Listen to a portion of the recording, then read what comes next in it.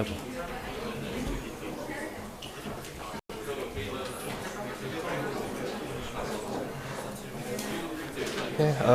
take a seat. Let's get it started. So today's topic is about ER diagram. What is ER diagram? So when you decide to develop an application, you need to find out what you're going to model. So what is going to be your give me 1 second. What is going to be the objects that you are going to manage inside your database application, and what are the actions, what are the relationships between those objects. So after you model those entities, you start creating a table, right? And this ER diagram is to help you model those real-world entities.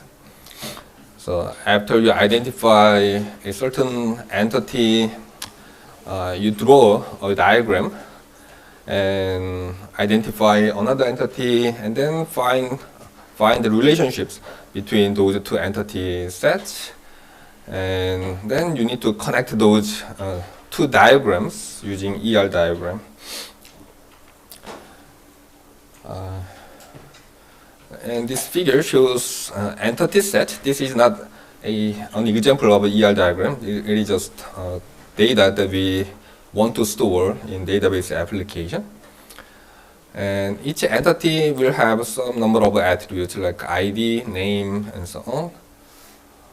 And then after identifying those entities, you need to find the relationship between those entities. Like here we have a student entity with ID and name, and let's suppose we have another instructor entity named Einstein, and if this guy is advised by Einstein, then there's a relationship. So what's going to be the name of the relationship? You need to figure that out and use the name to label the relationship. So let's suppose E1 is an entity set, and small e1, let me increase the mouse pointer size. Give me 1 second.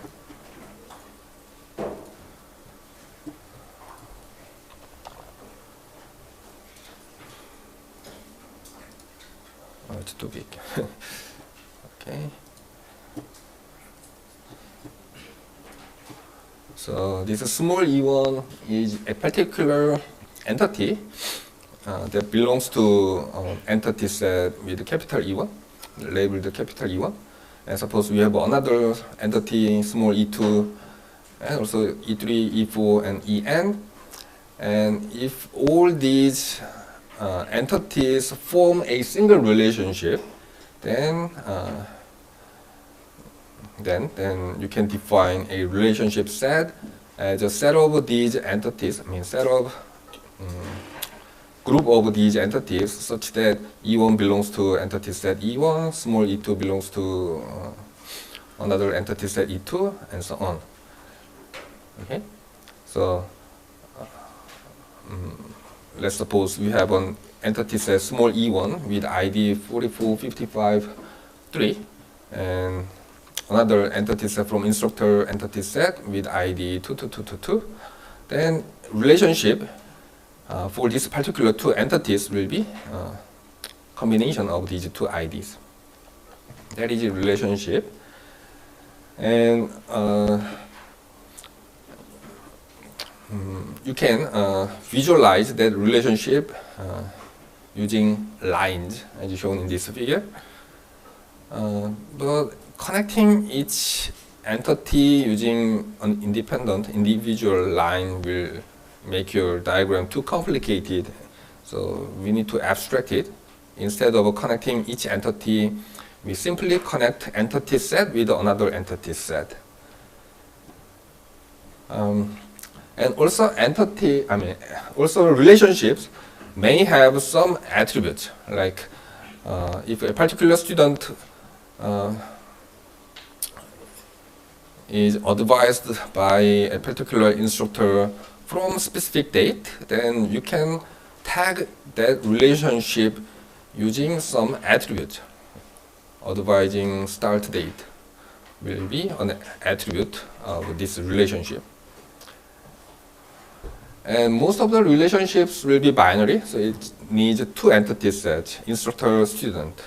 Student, course. Take relationship will require student and course entity set. But there are some relationships that need more than two entity sets. An example is given here. Suppose you have a student who work on a particular research project. And if the project is advised by an instructor, then we have three entity sets in a single relationship. It's called a ternary relationship. But this ternary relationship is not recommended because it is going to confuse lots of things. So if possible, you need to decompose this relationship into two parts, and you should have two distinguishable and two separate relationship for those three entity sets. That is a better design. And each entity is represented by a set of attributes as shown here. And each attribute will have a domain, a type plus constraint. And attributes can be either simple attribute or composite attribute. What is a composite? Suppose a person has an address attribute. And the address can be decomposed into country, city, street name, and street number, and apartment unit number, right? So a single attribute can be decomposed into smaller information in some cases. And we call those attributes a composite attribute. And usually, people have first name and last name. And if you want to store first name and last name separately, then you can do that. But if you do not want that, then you can declare that name attribute is a composite type.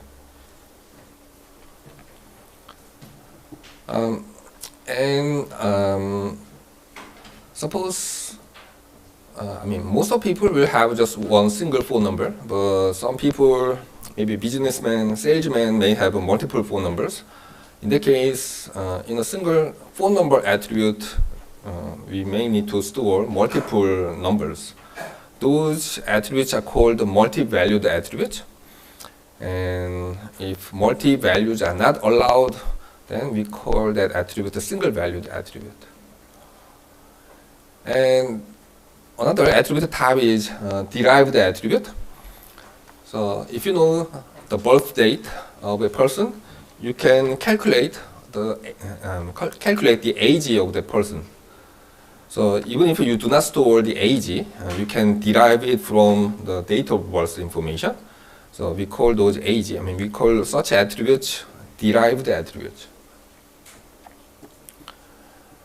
And this next slide shows an example of a composite attribute.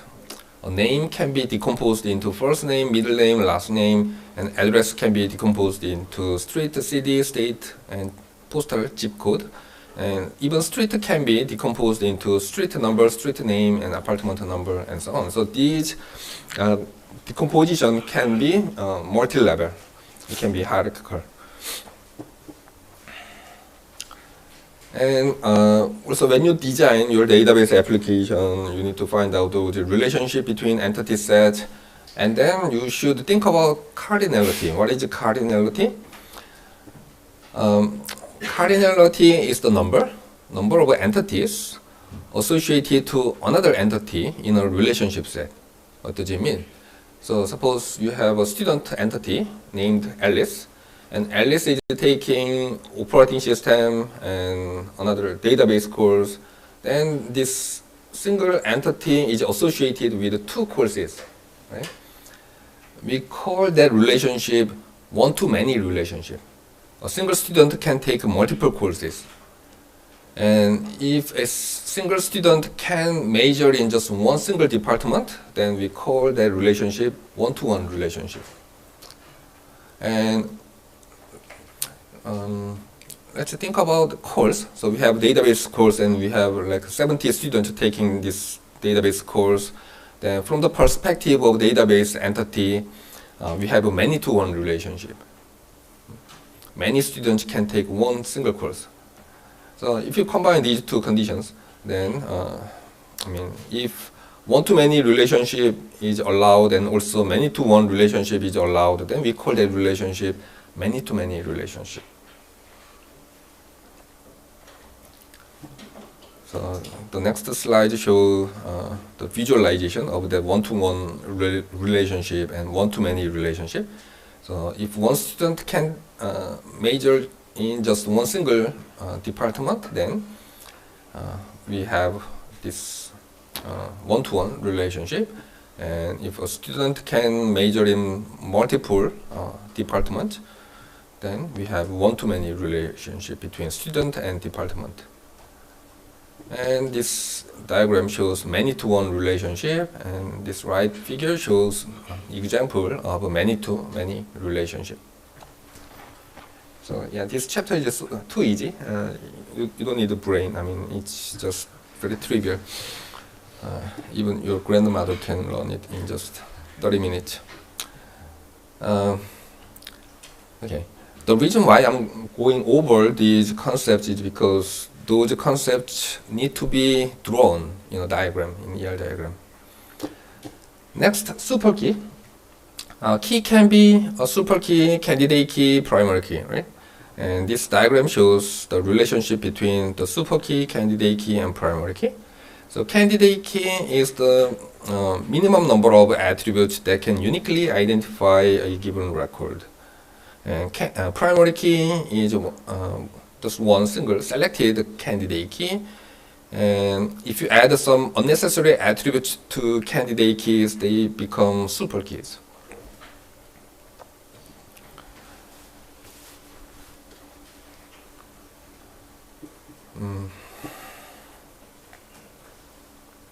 So suppose we have instructor ID as the primary key of instructor table.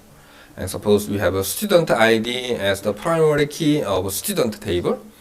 Then this relationship table, the primary key of this relationship table will be, it has to be a combination of the primary keys of both entity set. So by knowing student ID and instructor ID, you can uniquely identify the particular relationship. Okay? Okay, that was a review of what we learned. Of course, there were some new subjects. It's not, they are trivial additions. And now let's start, let's talk about ER diagram. ER diagram looks like this. We have a box with a title, shaded title. This is another entity set with the title student. And attributes of student table should be listed below. And primary key of student table should be underlined. So if you look at left box, it says that this ID is the primary key of the instructor table. And instructor student, they have this advisor relationship. So you need to connect these two boxes using diamond shape. Okay, and we don't need to specify what is the primary key of advisor relationship, because by just looking at the primary key of left and right tables, you can figure what is the primary key of advisor table. And as you saw in one of the previous slides, some attributes can be composite attribute. So name can be decomposed into first name, middle name, and last name. Then in the ER diagram, we use indentation. If some attributes are indented, they mean these are the actual attributes stored in the database storage device. And this upper level, higher level attribute is a logical attribute that can be generated, that can be extracted, retrieved by accessing these three underlying attributes. And we have another composite attribute address, and it can be multi-level. It can be laid out. I mean, it can be in multi-level hierarchy. And when we have curly brace, it means that this phone number attribute is multi-valued attribute. So if ER diagram has this curly brace, it means that people can store multiple values in this phone number attribute. But it's not recommended actually. In relational DBMS, these multi-valued attributes are not recommended because it is going to hurt some performance. It is going to cause some performance issues. But in modern systems, we use JSON document file. I mean, people generate lots of information in JSON or XML or HTML formats. And JSON, XML, those formats inherently embed multi-values. We are going to talk about it in detail at the end of this semester. And for those multi-valued JSON documents, NoSQL systems are preferred. But in relational DBMS, multi-valued attributes are not recommended, mainly for performance issues. And we are going to talk about this normalization theory right after this lecture. And during the normalization theory, I'm going to briefly go over once again about this multi-valued attribute. And here we have just regular, normal, ordinary date of birth attribute. And if you look at below, we have age and parentheses. This parenthesis means this is derived attribute. We don't need to store age in this table. Instead, by just looking at date of birth, we can calculate what is the age of the instructor. Okay? Any question? No? Then let's move on. Relationship can have attributes, and unlike entity set, attributes of relationships should be connected using dashed line. And inside this box, we should put attribute name. And an example is shown here. This left table is an instance of instructor table, so it has two instructors. And on the right side, we have a student table instance. And if you look at this middle table, we have instructor's ID and student ID. And we have an additional column named date. So it means that this instructor started advising this particular student from that date. So when you are developing a database application, you should first draw this kind of ER diagram. And after you finalize your diagram, you can easily transform this diagram into table schema. That's how we usually develop database application. And relationships are connected to entity set, and sometimes a relationship can be connected to the same entity set. In that case, to avoid confusion, it is recommended to put a label on top of each line.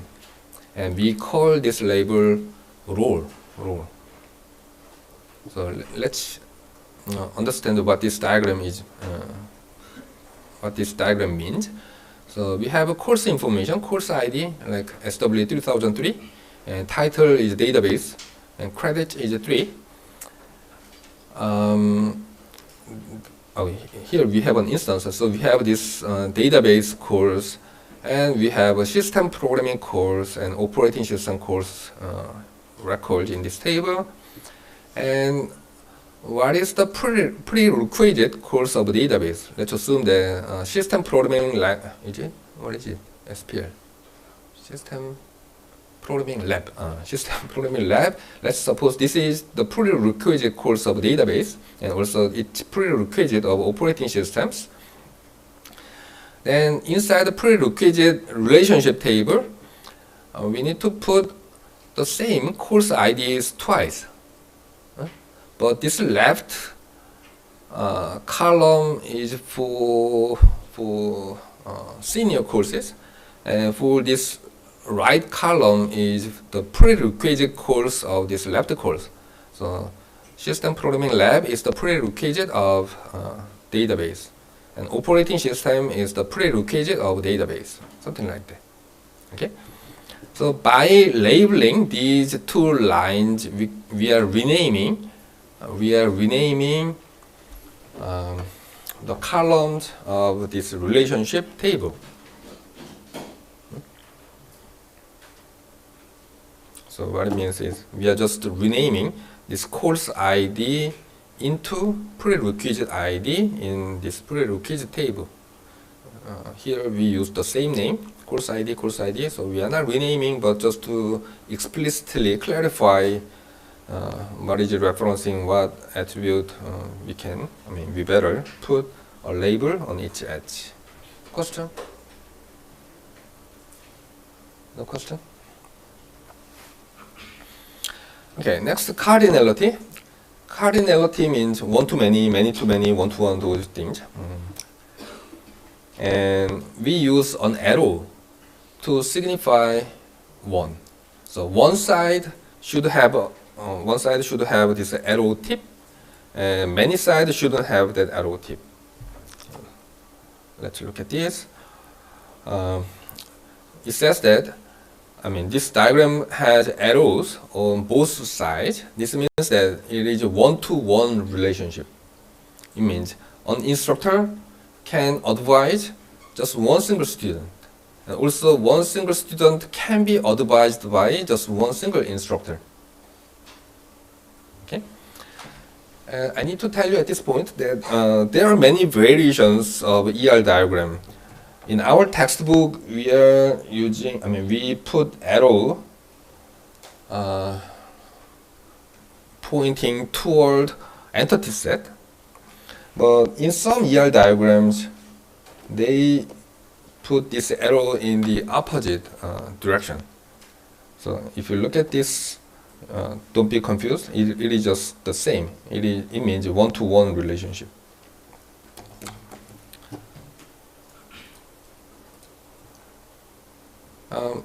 So here, since this advisor is one-to-one relationship set, in this advisor table, this instructor's ID 10 must appear at most once, and student ID 102 should also appear at most once. It may not appear, that is okay, but if it is included in one-to-one relationship, it can be included at most once. What is it? Give me a second. Why do I have X? Where is it? The meaning of this X is this. So, yeah, let's think about this case. Suppose this is a one-to-one relationship. Do we really need this middle table? What do you think? No, we don't need it. Instead of having a separated table, why don't we just put additional column on either side? We can put student ID column in instructor table. Then we could eliminate that middle table. This is more efficient than the previous design, right? So when you have this one-to-one relationship in your ER diagram, instead of creating 3 tables, you better create 2 tables. Okay? Or you can put those instructor's ID on the student table side. So here, so primary key of either tables can be included in the other side. By doing so, you can eliminate this middle table. That is better design. Now let's look at one-to-many relationship example. Since we have arrow tip on the left side, this is one side, this is right side, is many side. So what does it mean?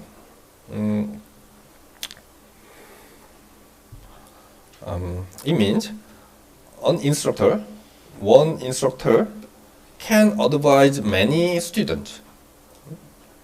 So if you look at this table,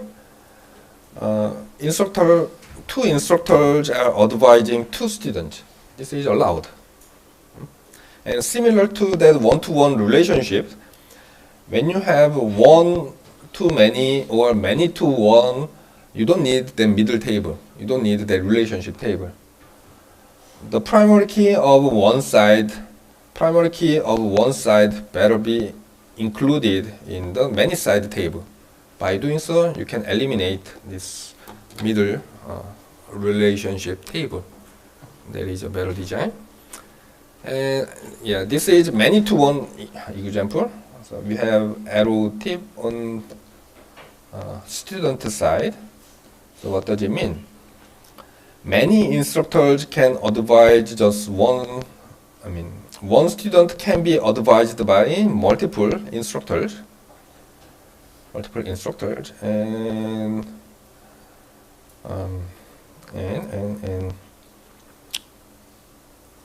one instructor cannot advise multiple students. So let's say we have 100 instructors, and let's say we have 10 students. We have too many. Let's suppose we have 2 students, and let's say we have 3 instructors. And Alice, Bob, Charlie, and let's say Kim and Lee.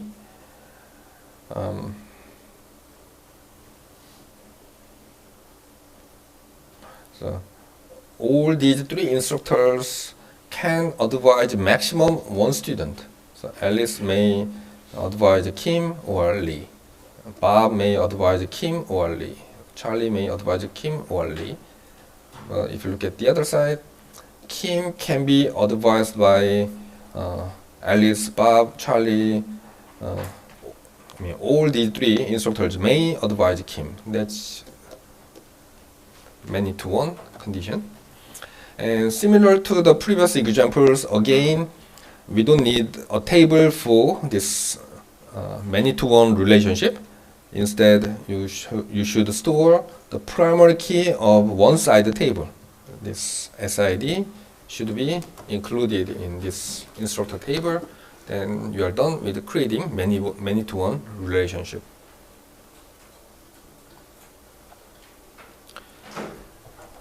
And when there is no arrow tips, then we must have a relationship table. So it says that instructor with ID 10 is advising these 2 students, and instructor with ID 20 is advising this student. Since this is many-to-many relationship, there should be no restriction at all. So ID 10 is advising these 2, and this student 105 is advised by 2 instructors.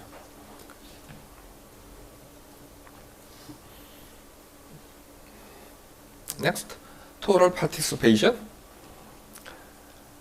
What total participation means is every entity in an entity set, in one entity set, must participate in at least one relationship. So this total participation is indicated by this double line. double-lined. And what this means is every student must participate in advisor relationship. So there should be no student who do not have an advisor. Every student must have an instructor as his advisor. That's the meaning of total participation. And partial participation means relationship that is not total participation. So we have a relationship set, and there are some relationships total participation, and the rest of them are partial participation.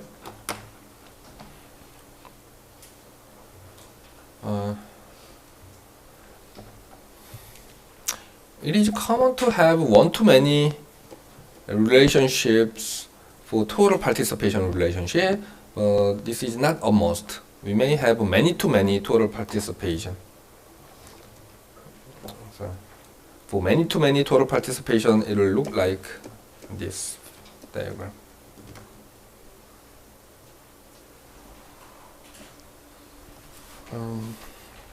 So I told you that there are many variations in ER diagram. Some ER diagrams do not use rectangle at all. Some ER diagrams just put primary key of the other entity set in the one-side relationship.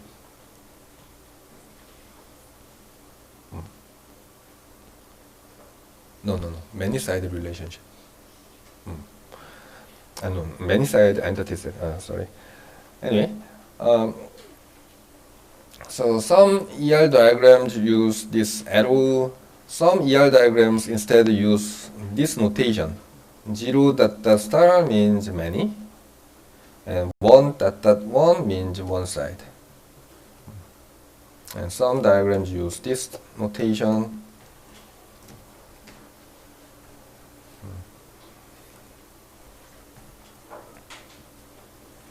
Next, this figure shows ternary relationship set. And this diagram, this relationship is confusing and it is not recommended. Why? In ternary relationship, it is recommended to have no more than one arrow. If there is more than one arrow, then it's going to confuse people. So suppose we have entity set A, B, and C, and there is a ternary relationship for these entity set A, B, C, and let's suppose we have arrows to B and another arrow to C. What does this diagram mean? It may mean each entity from entity set A is associated with a unique entity from entity set B and another unique entity from entity set C.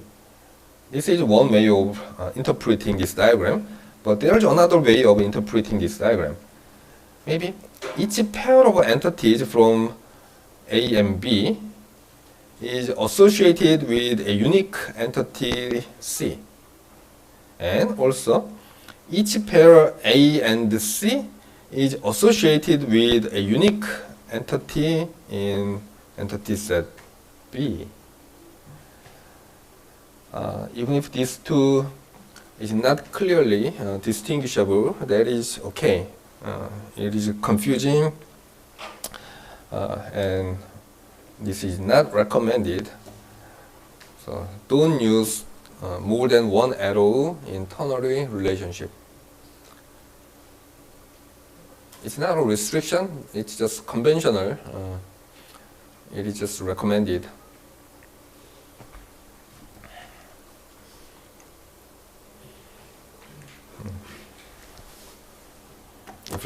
If you want to confuse your teammates, you should do that, but it's not recommended. Next, weak entity set. in ER diagram, there is some entity set that cannot be, how should I say? So in ER diagram, diagram that we are learning in our textbook has this restriction. Suppose you have two entity set, then there must be a relationship between these two. Entity set and entity set, entity set and another entity set cannot be connected directly. There are some variations in ER diagram that allow us to connect multiple entity sets, but in our textbook and in conventional way, this is not allowed. You must have a diamond shape between two boxes, and that is why we have these three shapes even when we are going to create just two tables. When this relationship set is one-to-one or one-to-many or many-to-one, we are going to create just two tables. But still in ER diagram, we need to have three shapes, two boxes and one diamond shape. However, this restriction is not always possible to enforce. In ER diagram,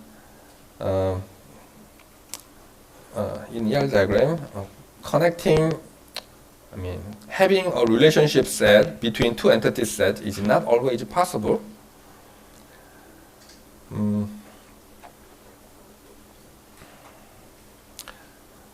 So here we have. I don't prefer to have a sentence that span over multiple lines, but let's read it. So if we introduce a relationship table between two entity sets, then sometimes the primary key of one entity set, needs to be redundantly stored in this in this relationship set, and the primary key of this table A should be also stored in this right entity set. This redundancy is unnecessary and it is going to confuse people. So to avoid this, ER diagram introduced a concept called weak entity set. So what is a weak entity set? Let me explain weak entity set using an example here. This is section table and this is course table. And we need to store course ID. We need to store course ID in section table. Otherwise, we cannot identify record uniquely using those attributes stored in section table. So, database course ID is 3003, and we sometimes have multiple sections like 41, 43. Okay, so let's suppose we stored these two sections in section table without storing course ID. And database is not the only course. Is it 3004 operating system course ID? Maybe? Yeah. Suppose operating system course is also offered and it has multiple sections like 41 and 43. Then those two records will be stored in the section table. Oh, now we have a problem. What is the primary key? What is the candidate key of section table? Right? We must have course ID in section table. But if we put course ID in the section table, then there will be some redundancy. Course ID and section ID is now a part of this section table. And we have this relationship, one-to-many relationship. What did I say? We don't need this relationship table for one-to-many as long as we put primary key of this one-sided table in the many-sided table. Oh, now we have a problem. Do we need to store course ID again? we don't need it, right? And this weak entity set can be used with many-to-many relationship as well. Then we must have a relationship table, and that relationship table must have a primary key of course table and primary key of section table. What is the primary key of section table now? We need course ID here and section ID here. Oh, again, now we got two duplicate attributes. We don't need it. So if foreign key of another table is used for the primary key, then that table must be declared as weak entity set. And when you draw an ER diagram, you do not put the primary key, you do not put the foreign key in this weak entity set. You just list additional attributes that is needed to form a primary key of this section table and underline those additional attributes with dashed line. Okay? And for this weak entity set, you draw double-lined diamond as a relationship.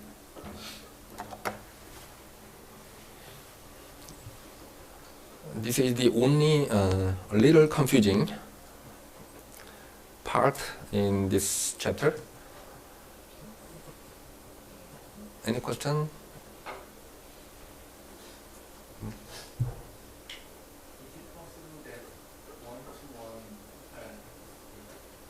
Yeah, total participation and mapping cardinality is two orthogonal concepts.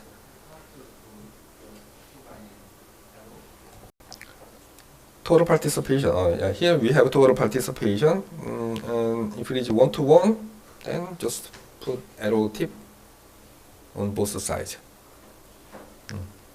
So here in this diagram we have a total participation and weak entity set.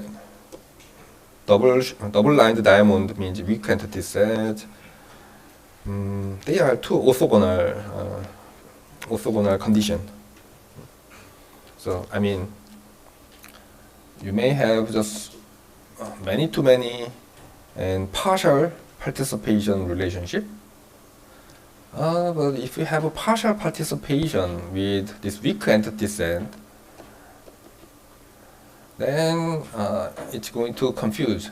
So that means some records with only section ID can exist in this section table, and we do not know what these sections are for.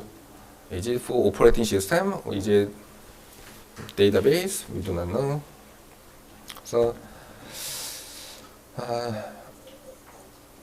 in practice, for total participation, in practice for weak entity set, total participation is used together, but cardinality is completely orthogonal to this weak entity set. It can be one-to-many, many-to-many, it doesn't matter. Question? Other question?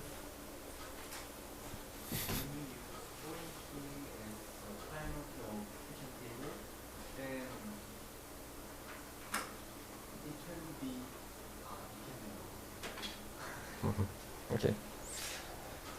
Good.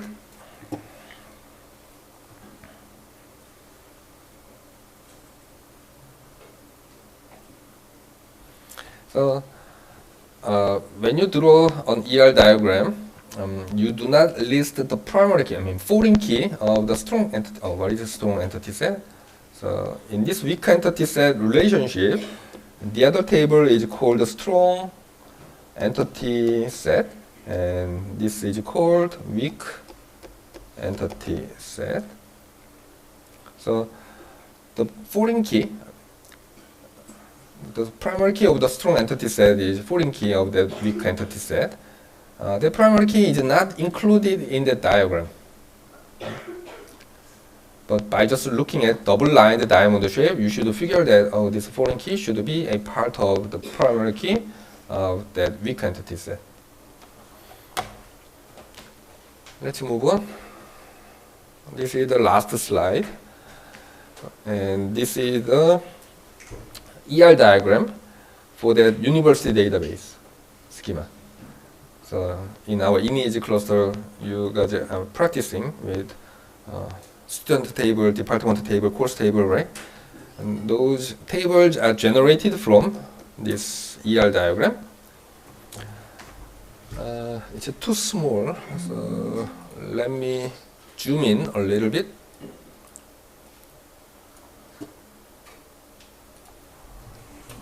So let's look at this part. So it shows that section table is the weak entity set.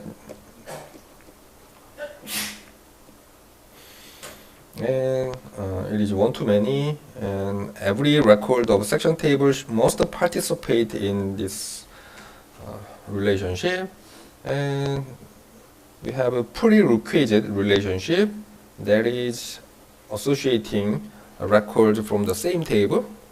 Therefore, we renamed and we declared a role of the primary key of the course table. And let's look at some more. Here we have a total participation. It means every record from section table must participate in this classroom relationship.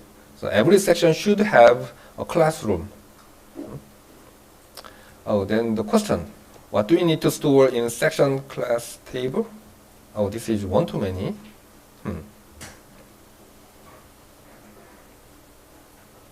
Maybe this will be a good practice for you. 1 second.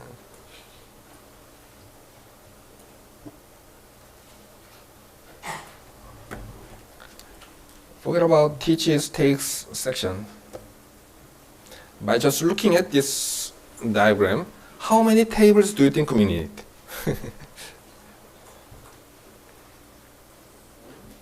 Four? Maybe we need the course table, right? 5. Okay, we need the prerequisite, right? Do we need the section course? Do we need? I told you that one-to-many relationship don't need a separate table.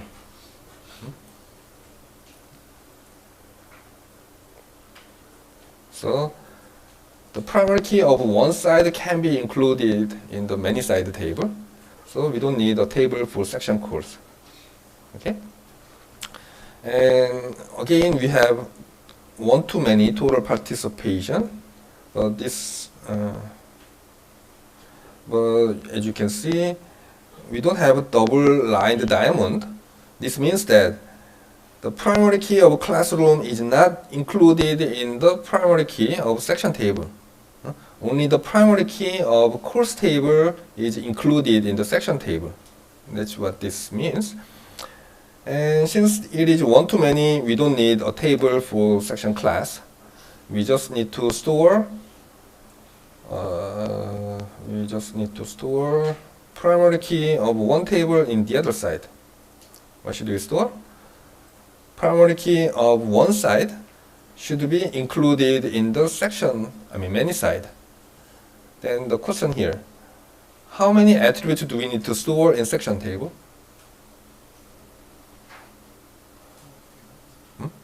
4? Primary key will consist of 4 attributes, but that's not sufficient here.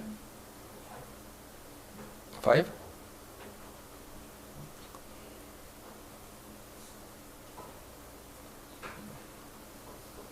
Maybe this is a good candidate problem for your midterm exam. I'm not going to tell you the answer, just think about it. I just told you that primary key of one side should be included in the many side table, right? So these attributes should be included in the section. Question? You first. Oh, is capacity not underlined? Oh, okay, yeah, capacity is not a part of the primary key. So only two attributes should be included in the section table. So it's going to be total 6 attributes. You had the same question? Yes. Good. So 6, not 5. Huh? It has 3 attributes, and this should be included, Yes. and these 2 should be included. So, good. And that's it for ER diagram. And let's move on to the most boring chapter. Personally, I don't like this chapter. I really don't find this is practical. Normalization theory. I hate theory.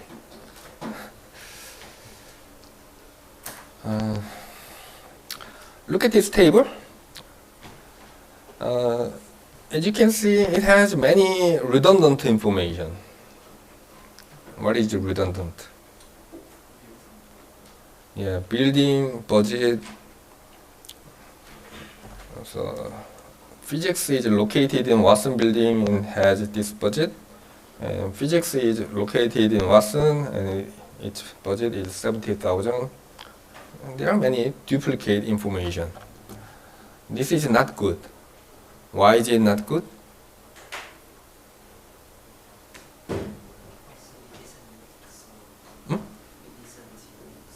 It is not unique. So why is that a problem? Uh-huh. Uh-huh. Uh-huh. Alright. So yeah, when we want to update a budget of a particular department, we must update 2 records. How can you update 2 records atomically? That is a problem of DBMS. That is going to use more computational resources, and also multiple records must be stored in disks, so it is going to also waste disk spaces. So it is bad in many senses. So we want to avoid it. And as a human, I mean, most applications don't require too complicated schema. They are usually, not that complicated. So when you develop using just a couple of tables, it is very easy to figure those redundancy and refine those schema to avoid redundancy. That's an easy task. You don't need a theory. But database people like mathematics and they like theory, so they developed a theory called normalization. And that normalization theory is based on this concept, functional dependency. So from the previous example, you guys saw that department name determines building information and budget. We call this functional dependency. If we know department name, we know building and budget.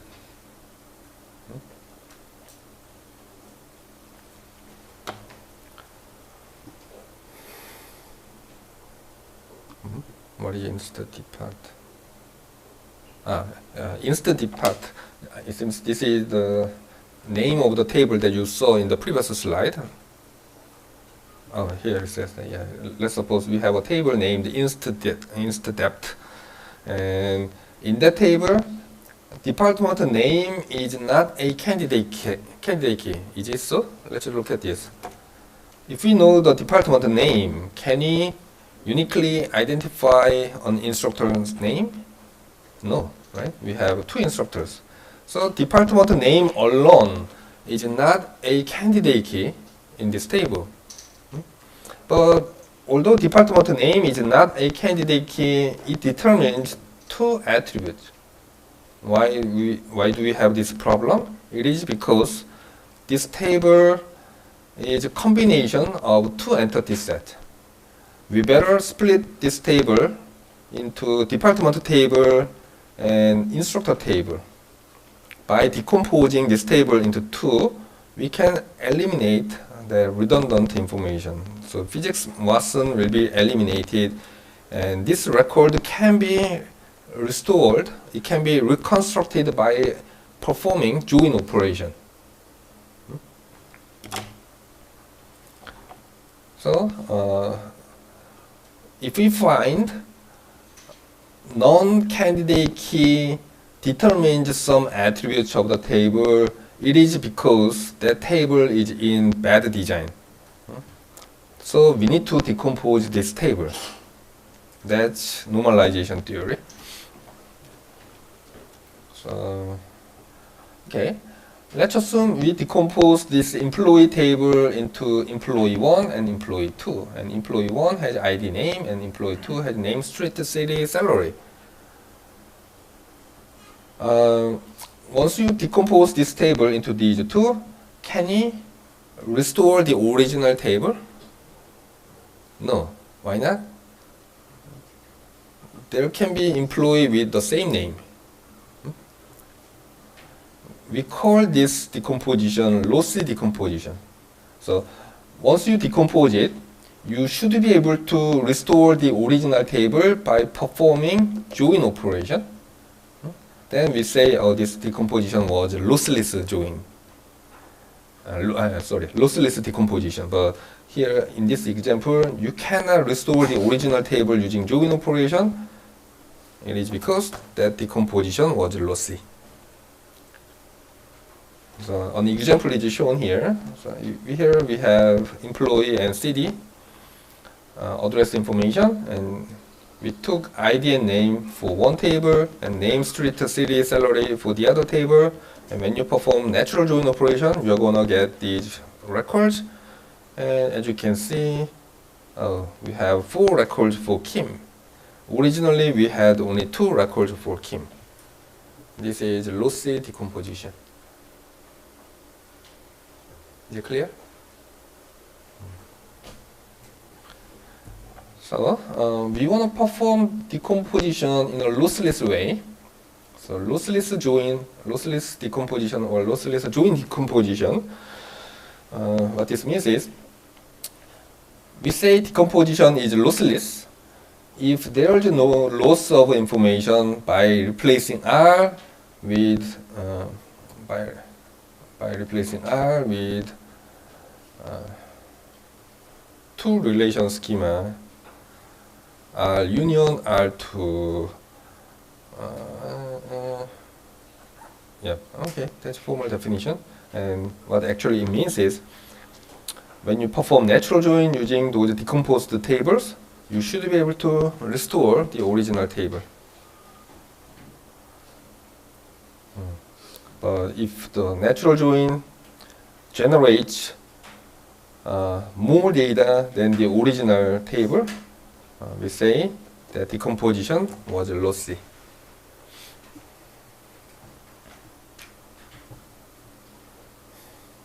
Next, let's look at this example. Originally, we had 3 attributes in relation R, and we decomposed it into R1 and R2. So this is an example of that original table, and these 2 tables are the outcome of that decomposition. And when you perform natural join, you're gonna get alpha 1a, beta 2b. Since this output is equal to the original table, this was lossless decomposition.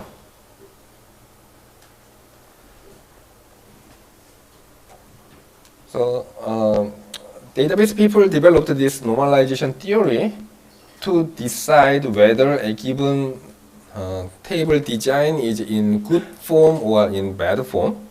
And they say a table is designed well if that decomposition is lossless join.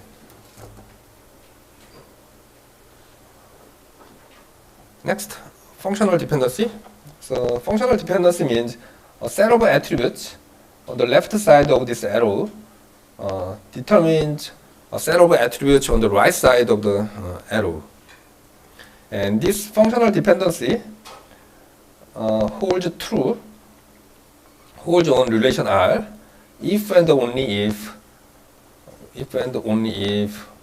when any two tuples T1 and T2 from the original table R agree on the attributes alpha, they should agree on the attributes beta. Oh, this is too complicated.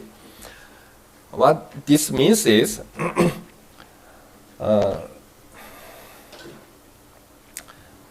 suppose you got a table R and there are attributes alpha and beta. For simplicity, let's assume alpha is just a single attribute and beta is also a single attribute. And you found that this this tuple and another tuple have the same value on attribute alpha. And if those two attributes have the same values on attribute beta, then we say functional dependency holds.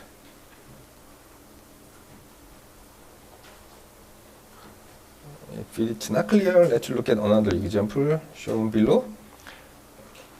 Do we have a functional dependency between A and B? No. The first record and the second record have the same value, but they have different values on B. So A does not determine B. Okay?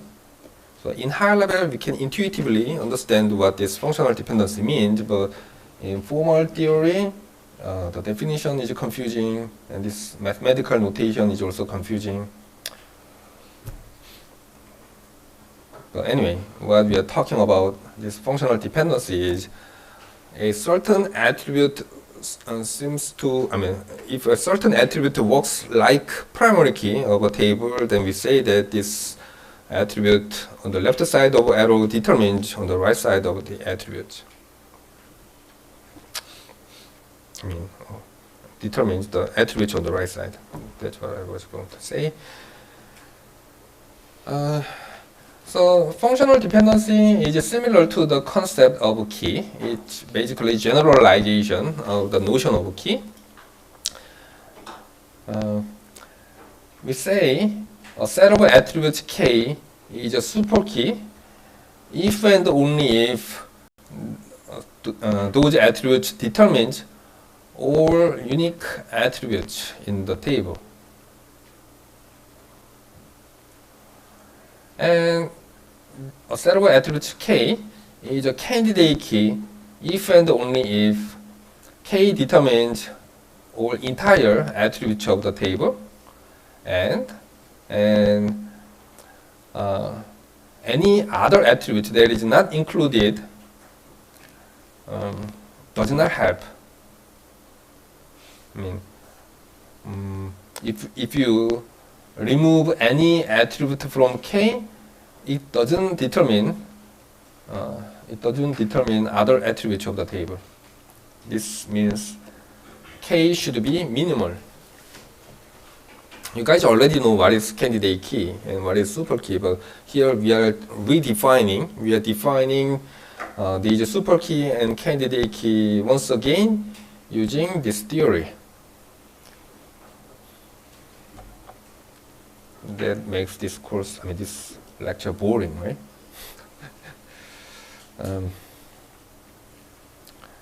So let's consider this schema with a problem. This table is the combination of instructor and department. So we have ID and department name as the candidate key, and department name alone determines building, and ID alone, does ID determine building? It seems so.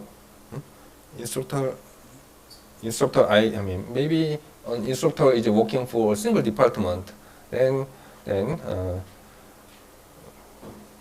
by transitivity rule, we can determine department name and then building. Anyway, so but what about this one? Does the department name determine salary? No. Salary depends on instructor's ID. Okay. Next, trivial dependency. Name determines the name. Oh, this is way too trivial. And ID name determines ID. Oh, this is again trivial. Even if we do not know name, if we know ID, we know ID. Right? This is called trivial dependency. What about this? ID, name, salary. Do we really need ID and name to determine salary? We only need a salary to determine salary. So this is too trivial functional dependency. Next, closure.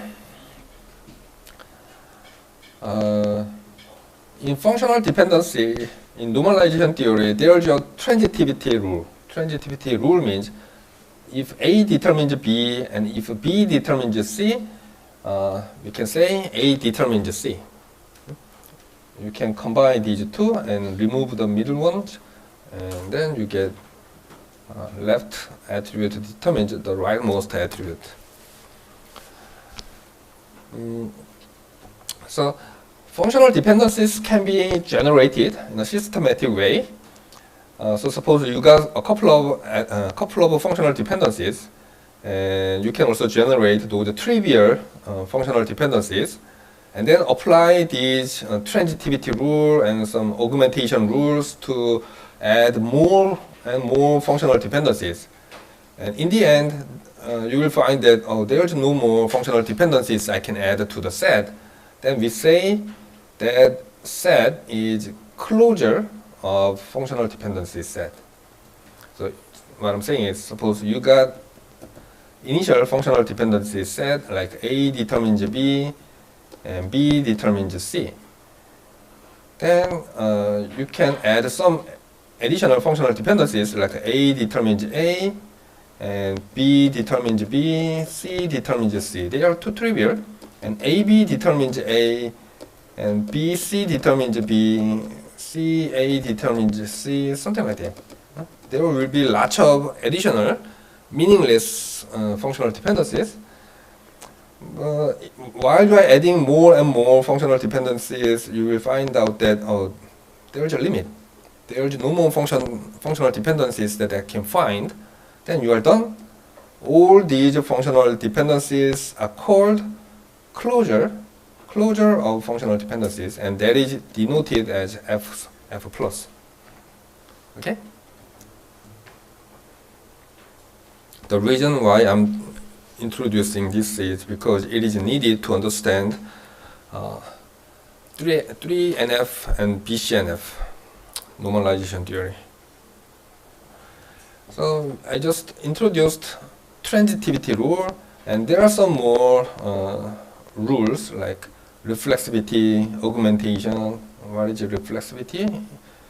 It is trivial functional dependencies like AB determines A. This is called the reflexivity rule. And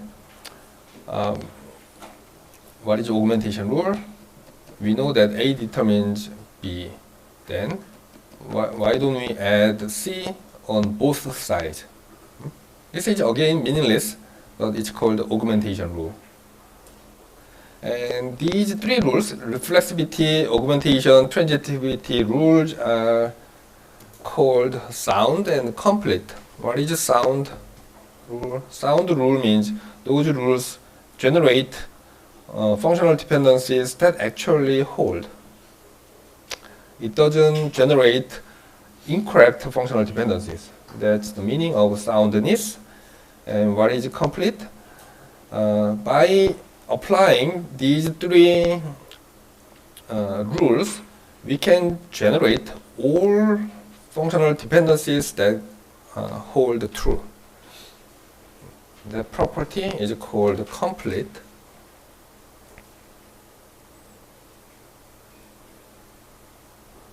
So I have an example of finding closure of a functional dependency.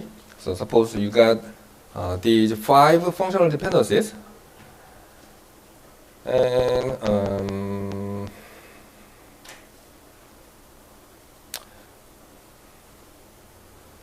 how can you find A determines H?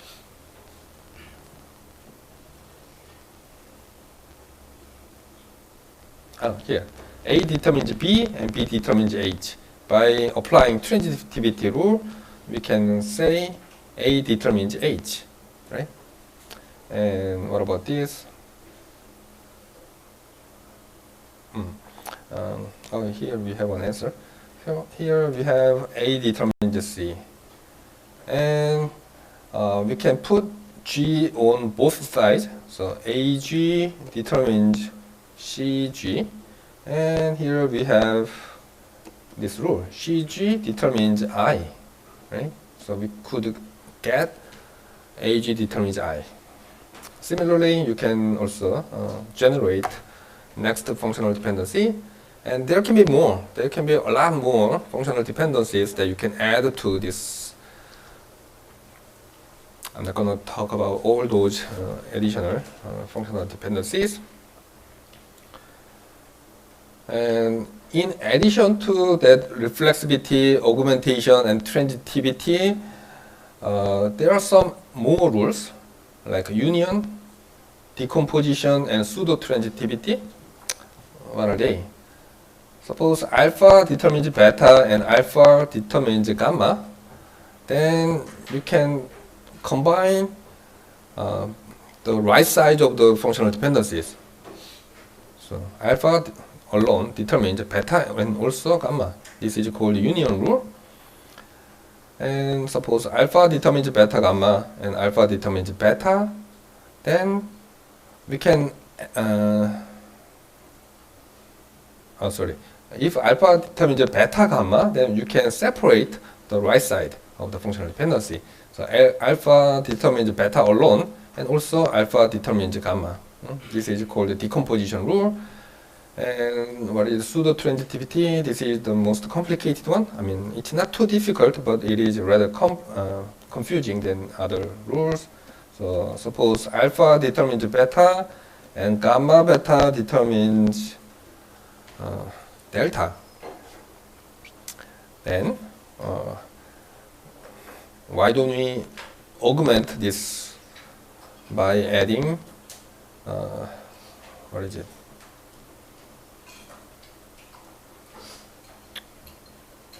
Gamma. Okay. So by adding gamma on both sides, we can get this functional dependency, and this is a given functional dependency, so it determines delta, right?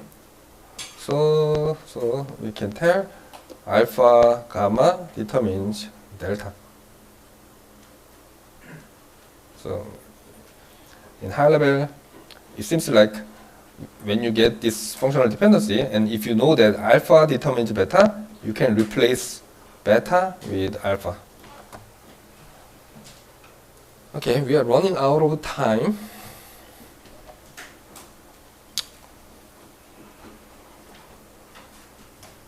So, okay, next time we are going to talk about BCNF, and this is too trivial, so yeah, maybe let's cover this slide next time.